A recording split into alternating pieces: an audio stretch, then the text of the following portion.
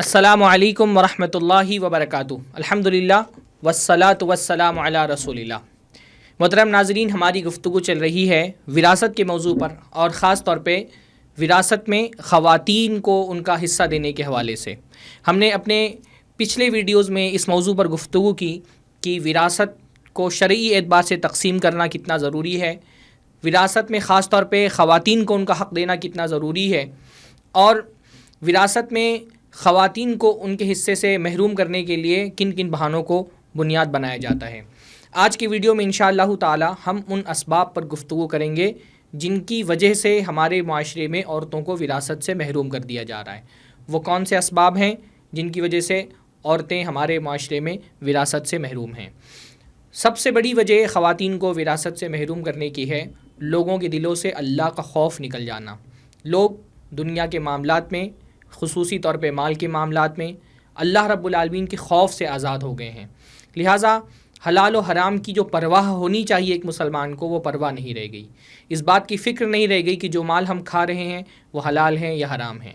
تو جب حلال و حرام کی تفریق لوگوں کے ذہن سے نکل جائے گی تو انسان کسی کا مال کھاتے ہوئے اللہ تعالیٰ سے نہیں ڈرے گا۔ حرام مال کھانے میں جو سب سے بڑی رکاوٹ ہوتی ہے وہ ایمان والے بندے کے دل میں اللہ کا خوف ہوتا ہے۔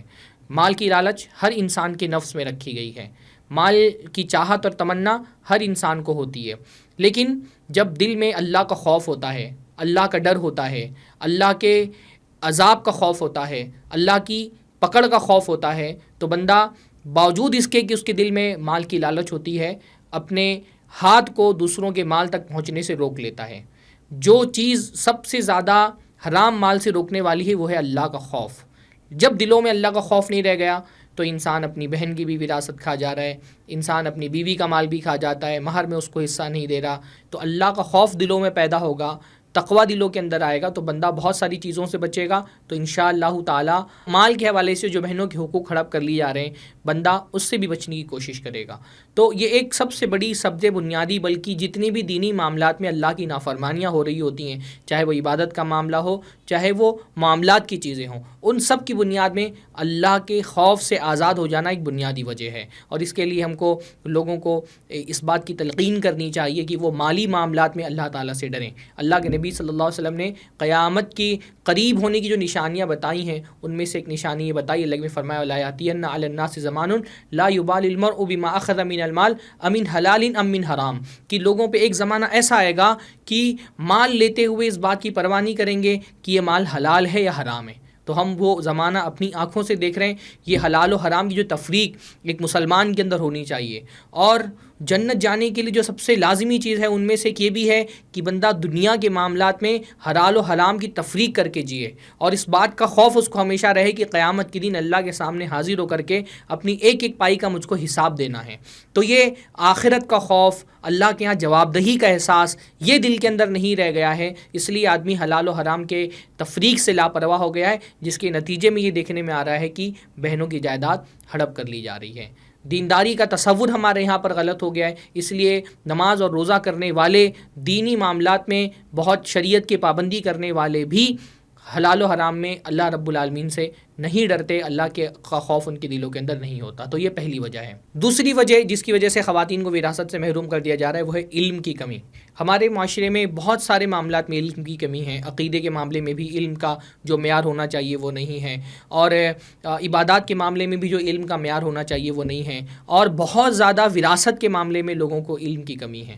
وراثت کے معاملے میں حالانکہ شریعت تو یہ چاہتی ہے کہ وراثت کا معاملہ ہر انسان کو پتہ ہو، اس لیے ہم نے پچھلے اپنی ویڈیوز میں بھی یہ بات کہی کہ قرآن مجید میں وراثت کے احکام اتنی تفصیل سے بیان کرنے کا مقصد ہی یہ ہے کہ وراثت کا علم ہر کسی کے پاس ہو، حصے کیسے تقسیم کرنے اس کا علم ہر مسلمان کے پاس ہو، اس لیے اس کی بیشتر تفصیلات قرآن مجید کے اندر بیان کر دی گئی ہیں۔ تو لیکن علم کی کمی ہے، خاص طور پہ وراثت کے معاملے میں لوگوں کو علم نہیں ہے، حصے کیسے تقسیم کرنے چاہیے، کب تقسیم کرنے چاہیے، اس میں کیا کیا طریقے صحیح ہیں، کیا طریقے غلط ہیں، لوگوں کو کیونکہ اس کا علم نہیں ہے، اور اس علم کی اہمیت بھی لوگوں کو نہیں پتہ ہے۔ وراثت کا تعلق ہر قسم کے انسان سے، عورتوں سے بھی وراثت کا تعلق، مردوں سے بھی وراثت کا تعلق، اور وہ جنس جو عورتوں اور مردوں کے بیچ میں ہوتی ہے، مخنث جن کو ہجڑہ کہا جاتا ہے، ان کا بھی وراثت میں حصہ ہے، ان کا بھی تعلق ہے وراثت سے، ان کو بھی وراثت کا علم ہونا چاہیے۔ بوڑھوں کا بھی وراثت سے تعلق ہے، جوانوں کا بھی وراثت سے تعلق ہے، بچوں کا بھی وراثت سے تعلق ہے، ایون وہ بچہ جو ابھی پیدا نہیں ہوا، وہ ماں کے پیٹ میں ہے، اس کے بھی وراثت کے احکام ہیں، اس کا بھی وراثت سے تعلق ہے۔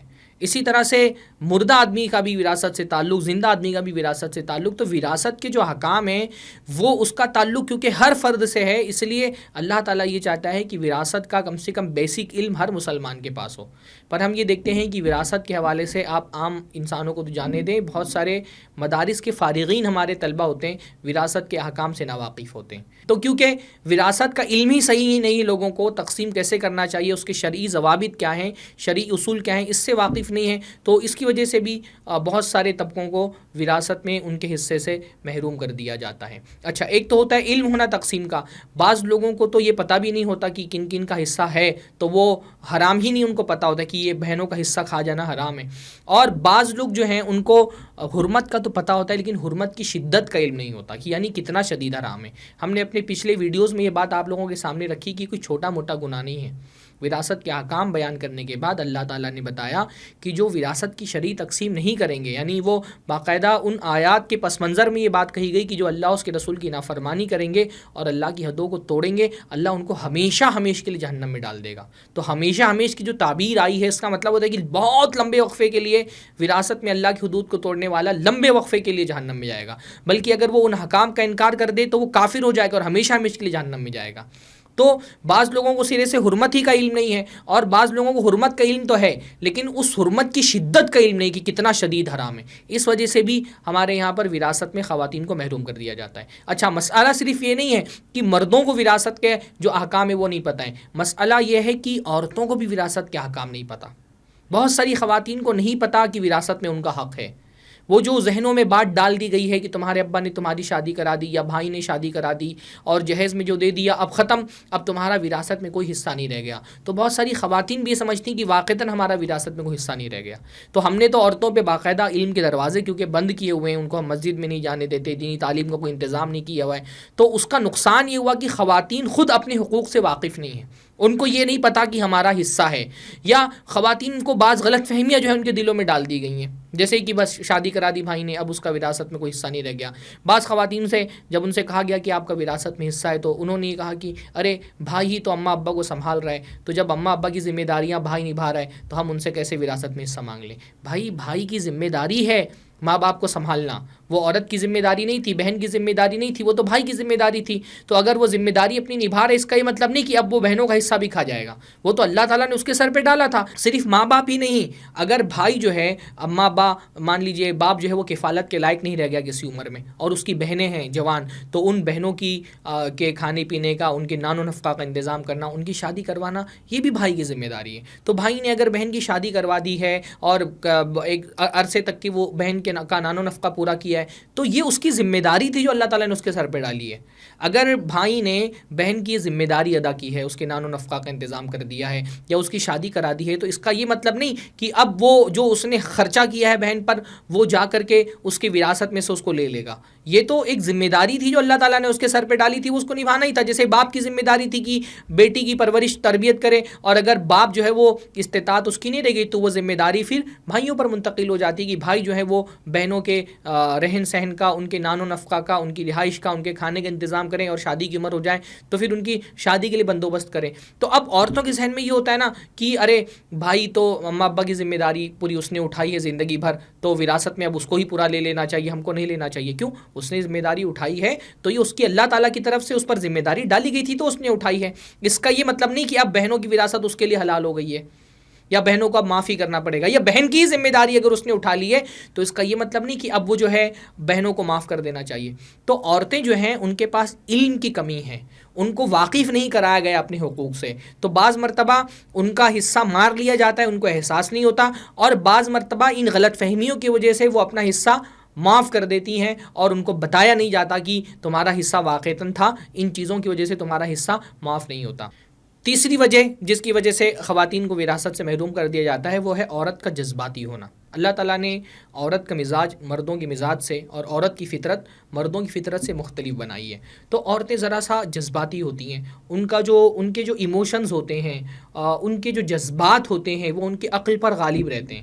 تو عورتوں کے اس جذباتی پن کا ان کے بھائی لوگ استحصال کرتے ہیں، ان کو جذباتی طور پہ بلیک میل کیا جاتا ہے، اور اس جذباتیت کا فائدہ اٹھا کر کے عورتوں کی وراثت ہڑپ کر لی جا رہی ہے. اس لیے یہ ضروری ہے کہ عورتیں یہ سمجھیں کہ ان کی جذباتیت کو ان کے اوپر ہونے والے ظلم کا ذریعہ نہ بنانے دے، وہ کہ بھائی جو ہے وہ ان کی جذباتیت کا غلط استعمال کر کے، ان کے جذباتی پن کا غلط استعمال کر کے ان پر ظلم کریں. تو اب دیکھیے بہت سارے گھروں میں یہ دیکھنے میں آیا کہ باپ کا انتقال ہو گیا. اب ظاہر سی بات ہے کہ باپ کی موت یہ ایک عورت کے لیے بہت بڑا صدمہ ہوتی ہے. اس کے ہوش و حواس غائب ہو جاتے ہیں، وہ تکلیف کے ایسے دور سے گزر رہی ہوتی ہے کہ اس کو کچھ یاد نہیں رہتا. ایسے موقع پہ عورت تو بہت جذباتی ہوتی ہے، لیکن مرد جو ہے وہ اس وقت بھی اس کا پورا دماغ ہوش و حواس میں رہتا ہے، وہ بہت چاق و چوبند رہتا ہے اور وہ پورے وراثت کے حساب جوڑ رہا ہوتا ہے. بہت سارے گھروں میں دیکھنے میں آیا کہ عین ابا کا انتقال ہوا ہے اور وفات کے وقت ہی یا وفات کے 1-2 دن بعد ہی، جب وہ ایک جذباتی ماحول گھر کا بنا ہوا ہے اور عورت ایک تکلیف کی شدت میں مبتلا ہے، ایسے موقع پر بھائی جو ہے وہ اپنی چال چلتے ہیں اور اس جذباتی کیفیت کا استحصال کرتے ہوئے اس کو ایک موقع سمجھ کر کے اس کا فائدہ اٹھاتے ہوئے بہنوں سے وراثت میں حصہ معاف کرا لیتے ہیں. اب عورت بیچاری ویسے جذبات میں بہہ رہی ہوتی ہے اور باپ کے غم کے بعد اس کے لیے ایک طرح سے یہ ہوتا ہے کہ میرا بھائی ہی اب میرا سہارا بچا ہے. تو وہ جو ایک کیفیت ہوتی ہے نا، اس کیفیت کا غلط استعمال کر کے، ان جذبات کا استحصال کر کے، موقع کا فائدہ اٹھا کر کے بھائی لوگ جو ہے وراثت میں اپنا حصہ معاف کر لے ہوتے ہیں. یہ آپ بہت دیکھیں گے کہ عورت تو غم سے نڈھال ہوتی ہے، لیکن مرد حضرات پورا حساب لگا رہے ہوتے ہیں ابا کی موت کے وقت بھی. تو عورت کو یہ سمجھنا چاہیے کہ ایسے موقعوں پر یوز نہ ہو، اپنا استعمال نہ ہونے دے، اپنے اوپر ظلم نہ ہونے دے، اپنے جذبات کو اتنا غالب نہ کر لے اپنے اوپر کہ دوسرے اس کے اوپر ظلم کریں. تو یہ جو جذباتیت ہوتی ہے، اسی طرح سے جو ایک جذباتی استحصال ہوتا ہے نا کہ وہ بھائی بعض مرتبہ اپنی محبت، جو بہنوں کی محبت ہوتی ہے بھائیوں کے حوالوں سے، اس محبت کا حوالہ دے کر کے معاف کرا دیتے ہیں. وہ ایک ہمارے معاشرے میں مزاج بنا دیا گیا ہے کہ سچی محبت کرنے والی بہن وہ ہے جو اپنا حصہ معاف کر دے بھائی کے حق میں. اب وہ کیونکہ ایک مزاج بنا دیا گیا ہے تو اس محبت کے جذبات کا غلط استعمال کیا جاتا ہے. محبت ظاہر سی بات ہے یہ نہیں ہوتی ہے. یہ عجیب سی بات ہے کہ بہنیں جو ہیں وہ تو جذبات کے رو میں بہہ جاتی ہیں اور وہ بھائی کی محبت میں حصہ معاف کر دیتی ہیں، لیکن جب بعد میں انہی بہنوں کو مالی پریشانیاں آتی ہیں یا ان بہن کے بچوں کو، بھانجوں کو اپنے مالی پریشانیاں آتی ہیں تو بھائی کی محبت غائب ہو جاتی ہے. تو محبت کریں آپ بھائی سے، بہت اچھی چیز ہے، پر اپنی محبت کو، اپنے جذبات کو اپنے اوپر ہونے والے ظلم کا سہارا نہ بننے دیں. آپ بہت محبت کریں، لیکن محبت یہ نہیں ہے کہ آپ یوز ہو جائیں دوسروں کے ہاتھ میں، لوگ آپ کا استعمال کر لیں، لوگ آپ کا استحصال کر لیں. یہ محبت نہیں ہے. ایسی محبت اصل میں محبت نہیں ہے، یہ محبت اصل میں بے وقوفی ہے. تو یہ جو عورت کا ایک جذباتیت ہے عورت کے اندر، ان جذبات کا بھی استحصال کر کے عورتوں سے ان کا حصہ معاف کرا لیا جاتا ہے یا عورتوں کو ان کا حصہ نہیں دیا جاتا. تو اور پھر بھائی اپنی محبت نہیں دکھاتا، بھائی کی محبت غائب ہو جاتی ہے. تو یہ بھی ایک وجہ ہے خواتین کو وراثت میں محروم کرنے کی ان کی جائیداد سے. چوتھی ایک وجہ جس کی وجہ سے خواتین کو وراثت سے محروم کر دیا جاتا ہے وہ یہ ہے کہ لوگوں کے ذہن میں یہ بات ہوتی ہے کہ ہماری جو کھیتی باڑی ہے وہ ہماری وراثت سے چلی آ رہی ہے، دادا پر دادا سے وہ حصے ہمارے چلے آ رہے ہیں. تو اب وہ جو حصہ آیا ہے دادا پر دادا، اور ایک جس کو ہمارے یہاں پہ دیہات میں بپنسی کہا جاتا ہے، تو وہ ایک حصہ دادا پر دادا سے چلا ہوا آ رہا ہے. اب وہ جو ہمارا ایک خاندانی کھیت ہے یا خاندانی ہمارا حصہ ہے یا خاندانی ہماری جائیداد ہے، اب وہ ہم دوسرے خاندان میں کیسے دے دیں، دوسرے خاندان والوں کو کیسے دے دیں. تو یہ بھی ایک غلط سوچ ہے. شریعت جس بھی معاشرے کی فکر سے، معاشرے کی سوچ سے شریعت ٹکرا رہی ہو، بلکہ یہ کہنا چاہیے کہ جس بھی شریعت کے حکم سے معاشرے کی سوچ ٹکرا رہی ہو، وہاں معاشرے کی سوچ کو ریجیکٹ کر دیا جائے گا، شریعت کے حکم کو ریجیکٹ نہیں کیا جا سکتا. تو شریعت کا حکم یہ ہے کہ لڑکی کو وراثت میں حصہ دو. آپ یہ نہیں سوچ سکتے کہ خاندان کی جائیداد تقسیم ہو جائے گی. تو لوگ یہ سوچتے ہیں. اچھا، ہمارے معاشرے میں ایک مسئلہ یہ بھی ہے نا کہ خواتین کو اگر وراثت میں حصہ دے بھی دیا جائے تو جو ان کے شوہر حضرات ہوتے ہیں وہ سمجھتے ہیں جو بھی بیوی کا ہے سارا میرا ہے، تو بیوی کے پورے مال پہ وہ بعض مرتبہ قبضہ کر لیتے ہیں. اب جو ماں ہے جس کے ہاتھ میں عام طور پہ پورے شوہر کی موت کے بعد اختیارات آ جاتے ہیں، پورا مال اس کے ہاتھ میں آ جاتا ہے. یہ جو بھائی لوگ ہیں وہ یہ سوچتے ہیں کہ میں اپنی بہن کو دوں گا تو بہن کو نہیں ملے گا بلکہ شوہر کو مل جائے گا، تو میرے ابا کا کمایا ہوا مال جو انہوں نے محنت سے کمایا ہے ان کے داماد کے ہاتھ میں کیوں جائے. عورت بھی یہ سوچ رہی ہوتی ہے کہ میرے شوہر نے مال کمایا ہے تو میرے شوہر کا کمایا ہوا مال داماد کے ہاتھ میں کیوں جائے. تو یہ مزاج بھی ختم کرنے کی ضرورت ہے. یہ شوہر حضرات نے یہ سمجھ لیا ہوا ہے کہ بیوی کا جو کچھ بھی ہے سب میرا ہے, اس پر میرا اختیار ہے, میں چاہے جیسا اس کو خرچ کروں. ایسا نہیں ہے. شریعت میں ملکیت کا تصور بہت واضح ہے. جو مال بیوی کا ہے وہ بیوی کا ہے, شوہر اس کے اندر دخل اندازی نہیں کر سکتا. وہ بیوی اس مال کی ملکیت میں آزاد ہے. شوہر کا جو مال ہے وہ شوہر کا ہے, اس میں بیوی دخل اندازی نہیں کر سکتی ہے. تو وہ جو ملکیت کی تقسیم ہے وہ بہت واضح ہے. جو ملکیت کا تصور شریعت کے اندر ہے, ایک اونرشپ کا تصور ہے, وہ بہت واضح ہے. عورت کا مال عورت کا ہے, شوہر کا اس پر اختیار نہیں ہے. شوہر کا مال شوہر کا ہے, بیوی پر کا اس پہ اختیار نہیں ہے. تو اب یہ کیونکہ ہو یہ رہا ہے کہ بیویوں کا مال شوہر اپنا مال سمجھ کر کے پورا اپنے کنٹرول میں لے لیتے ہیں, اس لیے بھی بیویوں کو جو مال ہے وہ دینے سے ان کے بھائی لوگ ڈرتے ہیں اور نہیں دیتے ہیں, کیونکہ وہ سمجھتے ہیں کہ بیوی بہن کو دینے کا مطلب بہنوئی کو دینا, پورا مال بہنوئی کے ہاتھ میں چلا جائے گا. حالانکہ شریعت میں ایسا نہیں ہے. شریعت میں عورت کے مال کا ایک پورا تصور ہے. حتیٰ کہ شریعت میں اگر کسی عورت کے پاس زیورات ہیں یا زکوٰۃ کے مطابق کوئی اتنی رقم ہے جس پر زکوٰۃ ادا کرنی ہے, تو یہ بیوی کی خود ذمہ داری ہے کہ وہ اپنے پیسے کی زکوٰۃ خود ادا کرے. شوہر اس کی طرف سے نہیں ادا کرے گا. ٹھیک ہے, شوہر ادا کر دے گا تو ادا ہو جائے گی, لیکن شوہر کی ذمہ داری نہیں ہے کہ وہ بیوی کی زکوٰۃ دے. بیوی اپنے مال کی زکوٰۃ خود دے گی. بلکہ معاملہ یہاں تک کہ ہے کہ شوہر اگر محتاج ہے اور بیوی مالدار ہے اور بیوی کے مال میں زکوٰۃ نکل رہی ہے اور شوہر فقیر اور مسکین ہے, اس کیٹیگری میں ہے کہ وہ زکوٰۃ کا مستحق ہو گیا ہے, تو بیوی اپنے مال کی زکوٰۃ شوہر کو دے سکتی ہے. آپ سوچیے, شریعت میں دونوں کی ملکیت کا تصور اتنا واضح ہے اور دونوں کا مال اتنا الگ الگ ہے کہ بیوی اپنے مال میں سے زکوٰۃ نکال کر کے اپنے شوہر کو دے سکتی ہے. لیکن کیونکہ غلط مزاج یہ بن گیا ہے کہ شوہر پورا بیوی کا مال ہتھیا لیتا ہے, اس لیے بھی عورتوں کو ان کی جائیداد میں حصہ نہیں دیا جاتا ہے. تو یہ مزاج بھی اور یہ تصور بھی ختم کرنے کی ضرورت ہے, اور یہ بتانے کی ضرورت ہے کہ عورت اپنے مال پر پورا اپنا اختیار رکھتی ہے, اس میں شوہر دخل اندازی اس کی اجازت کے بغیر نہیں کر سکتا ہے. پانچویں وجہ جس کی وجہ سے خواتین کو وراثت میں حصہ نہیں دیا جا رہا ہے وہ یہ ہے کہ اکثر خواتین ہمارے معاشرے میں اپنا حصہ معاف کر دیتی ہیں. یعنی میں نے بتایا کہ وہ معاف کرنے کا طریقہ کیا ہوتا ہے. اصلاً وہ معاف نہیں ہوتا ہے, لیکن کسی نہ کسی دباؤ کی وجہ سے, کبھی سماجی دباؤ کی وجہ سے, کبھی بھائیوں کی طرف سے دباؤ کی وجہ سے, کبھی خاندان کی طرف کی دباؤ کی وجہ سے وہ زبان سے یہ بول دیتی ہیں کہ ہم نے معاف کر دیا. تو کیونکہ اکثر خواتین غلط فہمی کی وجہ سے یا کسی دباؤ کی وجہ سے زبان سے بول دیتی ہیں کہ ہم نے معاف کر دیا, تو اب جو بعض خواتین واقعتاً دل سے یہ چاہتی ہیں اور اپنا حصہ مانگ لیتی ہیں, وہ تو ایسی خواتین کو برا سمجھا جانے لگتا ہے معاشرے میں, اور وہ گلٹی فیل کرتی ہیں. ان کو لگتا ہے انہوں نے کوئی جرم کر دیا ہے اپنا حصہ مانگ کر کے. تو اس لیے ہم یہ کہتے ہیں, دیکھیے عام حالات اگر ہوتے کہ خواتین کو حصہ دیا جا رہا ہے کسی معاشرے میں, اس میں ایک آدھ کوئی خاتون ہوتی ہیں وہ بھائی کے حق میں اپنا حصہ معاف کر دیں, تب تو ہم یہ بات نہیں کہتے کہ خواتین اپنا حصہ معاف نہ کریں. لیکن ہمارے معاشرے میں جو صورتحال ہے, اس سے پہلے کی ویڈیوز میں بھی ہم بہت واضح کر چکے ہیں کہ یہاں پر معافی کا جو سسٹم چل رہا ہے وہ جینوین نہیں ہے, وہ فطری نہیں ہے, وہ نیچرل نہیں ہے. اس لیے ان حالات میں ہم یہ کہتے ہیں کہ عورتوں کو اپنا حصہ معاف نہیں کرنا چاہیے. اپنا حصہ آپ لو, وہ شریعت نے آپ کو دیا ہے, آپ مانگو اپنا حصہ, اللہ نے آپ کو دیا ہے. آپ کسی کے بہکاوے میں مت آئیے, آپ کسی کو اجازت مت دیجیے کہ وہ آپ کے جذبات کا استحصال کرے, آپ کو ایموشنل بلیک میل کرے. آپ اتنا حصہ مانگیے, حصہ مانگنے کے بعد پھر آپ بانٹیے جس کو آپ کو بانٹنا ہے. یعنی ٹھیک ہے, آپ کو بھائی سے بہت محبت ہے, ایک مرتبہ لے لیجیے اپنا حصہ, پھر اس میں دیجیے بھائی کو جتنا دینا ہے, بھائی کو دیجیے, بھتیجوں کو دیجیے, بھابھیوں کو دیجیے, بہنوں میں تقسیم کریے, اپنے بیٹوں پہ خرچہ کریے, شوہر پہ خرچہ کریے, نندوں پہ خرچہ کریں, سسرال والوں پہ خرچہ کریں. اس سے آپ کی عزت میں اضافہ ہوگا, آپ کا مقام بڑھے گا. ایسا اب ہمارے کیا ہوتا ہے, بہنوں نے حصہ نہیں لیا کچھ دنوں تک کے, تو چلو ٹھیک ہے, بھائی کے ذہن میں یہ بات ہوتی کہ میری بہن نے حصہ نہیں لیا, لیکن تھوڑے دنوں کے بعد وہ احسان بھی بھائی لوگ بھول جاتے ہیں, بھابیاں بھول جاتی ہیں. بھابیوں کو یاد نہیں رہتا کہ بہن نے اپنے حصے کی قربانی دی ہے. ان کو لگتا ہے کہ یہ تو جو شوہر نے لیا سب اسی کا تھا, بہن کا اس میں کوئی حصہ ہی نہیں تھا. تو لیکن اگر بہن اپنا حصہ لے لے پورا, پھر اس کے بعد دے, تو لینے کے بعد جب آپ دیں گے نا تو آپ کی دی ہوئی چیز کی قدر ہوگی, اس کی ایک ویلیو ہوگی. جب آپ نے لے کر کے دیا ہے, آپ کے اختیار میں آ گیا پورا, آپ نے اپنی ملکیت میں لے لیا, پھر آپ جب کچھ دیں گی نا تو اس کی قدر ہوگی کہ ٹھیک ہے, وہ مطلب آپ کے احسان کو مانیں گے. احسان کرنے کے لیے اور احسان منوانے کے لیے دینا چاہیے, لیکن کم از کم آپ کی دینے کی ایک ویلیو سمجھ میں آئے گی کہ آپ نے دیا ہے واقعتاً.